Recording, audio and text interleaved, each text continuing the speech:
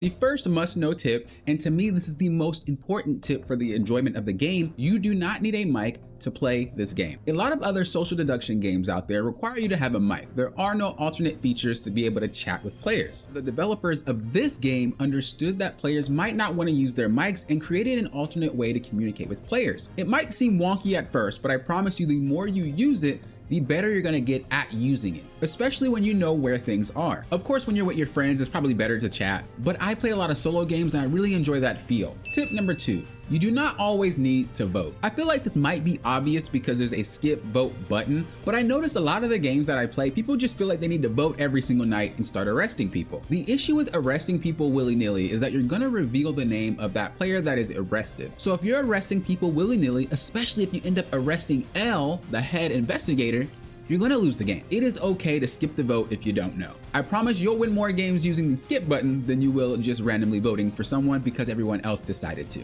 Tip number 3, and this one's big. The person being arrested or the person doing the arresting can still be the killer or the killer's teammate. I notice in a lot of my matches, people just stop suspecting the one that is doing the arresting, or they'll stop suspecting the one that is being arrested. That is not what you want to do. You want to still keep your suspicions until you think that person is clear. I've won a lot of matches because people think that the person being arrested is in the clear, when in fact, neither of them are in the clear, it's just an animation. Tip number 4, if you suspect someone of being the killer or the killer's teammate, it's okay to not do any missions and just follow them around. You don't want to stand too close, but it's definitely okay to hide around corners and just kind of peek and see what they're doing. This is a great way to remove the suspicion from someone you might think is the killer, and it also helps you deduce who is and who is not. A very important tactic that I don't think a lot of players are utilizing. Tip number 5, when you're playing as the head investigator or you're playing as the killer, don't act suspicious. Do the same things that you would usually do if you were just a regular investigator. A lot of the times you'll see L, which is the head investigator, kind of run around and just do random things